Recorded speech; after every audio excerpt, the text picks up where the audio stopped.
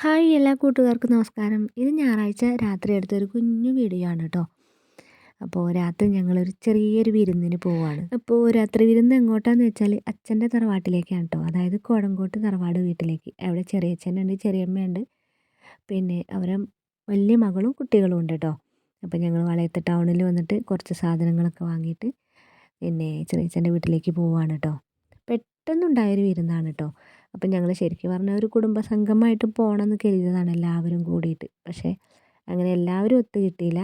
കുടുംബസംഗമം നടത്തുകയാണെങ്കിൽ അച്ഛൻ്റെ തറവാട്ടിൽ 9 മക്കളുണ്ട്. അവരെ മക്കളും ഭാര്യമാരും പേരക്കുട്ടികളും എല്ലാവരും കൂടി ഒരുപാട് പേരുണ്ടാവും. അപ്പോൾ ഇപ്പം ഞങ്ങൾ പോണത് ആരൊക്കെയാണെന്ന് വെച്ചാൽ ഞാനും പ്രസാദേട്ടനും, പിന്നെ അച്ഛൻ്റെ ഏട്ടൻ്റെ ഒരു മകൻ ബാബേട്ടനും സിന്ധേച്ചി, പിന്നെ അച്ഛൻ്റെ പെങ്ങളെ മകൻ രാജീവേട്ടനും ഭാര്യ രജനീച്ചിയും. അങ്ങനെ ഞങ്ങൾ 3 കൂട്ടരാണ് കേട്ടോ പോണത്.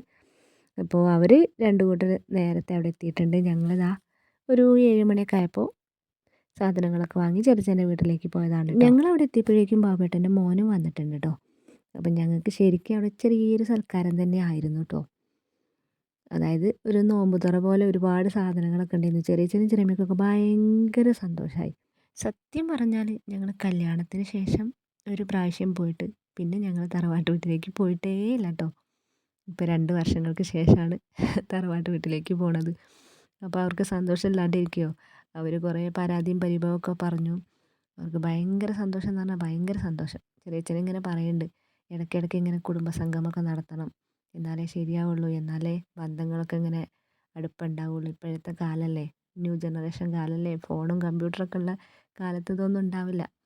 അപ്പോൾ ഇടയ്ക്കിടയ്ക്ക് ഇങ്ങനെ കുടുംബസംഗമം നടത്തണം എന്നൊക്കെ എല്ലാവരും പറയുന്നുണ്ട് കേട്ടോ. ഏതായാലും ചെറിയൊരു സൽക്കാരം തന്നെ ഞങ്ങൾക്ക് വേണ്ടി ഒരുക്കിയിട്ടുണ്ടായിരുന്നു കേട്ടോ. ഞങ്ങളെല്ലാവരും കൂടെ വന്നിട്ട് കുറച്ച് നേരം സംസാരിച്ചിരുന്നിട്ടുള്ളൂ. പിന്നെ നേരെ ഭക്ഷണം കഴിക്കാനായിട്ട് ഇരുന്നത്. ഭക്ഷണം കഴിച്ചുകൊണ്ടിരിക്കുമ്പോഴാണ് കേട്ടോ എല്ലാവരും ഓരോ വിശേഷങ്ങൾ ഇങ്ങനെ പറഞ്ഞത്. പിന്നെ ഈ ഇരിക്കുന്നത് ചെറിയച്ഛൻ്റെ വലിയ മകളാണ് കേട്ടോ.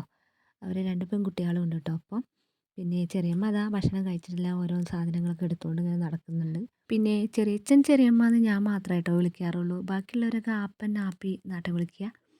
പിന്നെ ഇതാ ബാബേട്ടൻ്റെ മോനുണ്ടല്ലോ, അവനെ ഫോട്ടോ എടുക്കാൻ ഭയങ്കര മടിയാണ്. അപ്പോൾ ഫോട്ടോ വീഡിയോ ഒക്കെ എടുക്കുമ്പോൾ അവൻ മുഖം മറച്ചുകൊണ്ട് ബ്രെഡ് കൊണ്ടും പത്തിരി കൊണ്ടൊക്കെയാണ് അവൻ മുഖം മറയ്ക്കുന്നത്. പ്രസാദേട്ടനും അങ്ങനെ തന്നെയാണല്ലോ, ഫോട്ടോയിലും വീഡിയോയിലൊക്കെ ഉൾപ്പെടാൻ ഭയങ്കര മടിയാണ്. പക്ഷേ ഇപ്പോൾ ചെറിയച്ഛനുള്ളത് കൊണ്ടാണെന്ന് തോന്നുന്നു ഒന്നും പറയുന്നില്ല.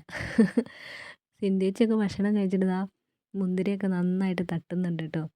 അതുപോലെ തന്നെ രജനേച്ചി നല്ല തട്ടലാണ് കേട്ടോ. ഞാൻ എന്തായാലും ഒരുപാടൊന്നും കഴിച്ചില്ല കേട്ടോ. ഞാനൊരു പൊറോട്ട, ഒരു നൂൽപുട്ട്, ഒരു പത്തിരി, ഒരു പത്തല്, പിന്നെ ഇച്ചിരി മീൻ കറി വെച്ച ചോറും ഞാൻ ഇത്രയേ കഴിച്ചിട്ടുള്ളൂ കേട്ടോ. കിലുക്കത്തിൽ രേവതി പറയുന്നത് കേട്ടില്ലേ, ഞാൻ ഇത്രയേ ചെയ്തുള്ളൂ, വേറൊന്നും ചെയ്തില്ല. അതുപോലെ തന്നെയാണ് കേട്ടോ. അപ്പോൾ ഇതാണ് അച്ഛമ്മേൻ്റെ ഫോട്ടോ. പിന്നെ ഇത് ചെറിയച്ഛൻ്റെയും ചെറിയമ്മേൻ്റെയും കല്യാണ ഫോട്ടോ ആണ് കേട്ടോ. ബ്ലാക്ക് ആൻഡ് വൈറ്റ്, അതായത് ഒരു സുന്ദരനും സുന്ദരിയും. ഇതൊക്കെ ഷോക്കേസിൽ ഉണ്ടായപ്പോൾ ഞാനെടുത്ത് വീഡിയോ എടുത്തതാണ് കേട്ടോ. അല്ലെങ്കിലും ബ്ലാക്ക് ആൻഡ് വൈറ്റ് ഫോട്ടോ കാണാൻ നല്ല രസമാണ് അല്ലേ. അല്ലെങ്കിലും ഇങ്ങനത്തെ ഫോട്ടോ കണ്ടാൽ ഞാൻ വേഗം വീഡിയോസും ഫോട്ടോസൊക്കെ എടുത്ത് വെക്കും കേട്ടോ. ഇതൊക്കെ എന്നൊരു ഓർമ്മകളാണല്ലോ അല്ലേ. ഭക്ഷണം കഴിച്ച് കഴിഞ്ഞപ്പോഴേക്കും നല്ല ഇടിയും മഴയുണ്ടായിരുന്നു കേട്ടോ. അപ്പോൾ ചെറിയച്ഛനും ചെറിയമ്മയ്ക്കൊക്കെ ഭയങ്കര സന്തോഷമായി. കാരണം ഞങ്ങൾ മഴ തോരാതെ പോകില്ലല്ലോ. അപ്പോൾ മഴ തോരുന്നത് വരെ ഞങ്ങൾ ഓരോ വിശേഷങ്ങൾ പറഞ്ഞിരുന്നു കേട്ടോ. അതിനിടയ്ക്ക് ഞങ്ങൾ നിറയെ ഫോട്ടോസ് എടുത്തു കേട്ടോ. ഈ ഫോട്ടോകളൊക്കെ എന്നൊരു ഓർമ്മിക്കാനാണല്ലോ. നല്ല നല്ല നിമിഷങ്ങൾ നമ്മളിങ്ങനെ ക്യാമറയിൽ പകർത്തുക എന്ന് പറയുമ്പോൾ അത് നല്ലൊരു സന്തോഷമുള്ളൊരു കാര്യമല്ലേ.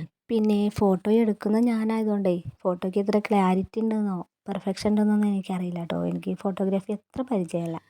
അങ്ങനെ ഫോട്ടോ എടുക്കലും ഓരോ നാട്ടുവിശേഷങ്ങൾ പറഞ്ഞിരിക്കലുമായിട്ട് സമയം പോയത് അറിഞ്ഞില്ല കേട്ടോ. വീട്ടിലേക്ക് തിരിച്ചു പോരാൻ ഇറങ്ങിയപ്പോൾ രാത്രി 11 മണി കഴിഞ്ഞിട്ടുണ്ട് കേട്ടോ. അപ്പോൾ കഴിഞ്ഞ ഞായറാഴ്ചയിലെ വിശേഷങ്ങൾ ഇതൊക്കെയാണ് കേട്ടോ. ഈ കുഞ്ഞു വിശേഷങ്ങൾ ഇഷ്ടമായിട്ടുള്ളവരുണ്ടെങ്കിൽ സപ്പോർട്ട് ചെയ്യാൻ മറക്കരുത് കേട്ടോ.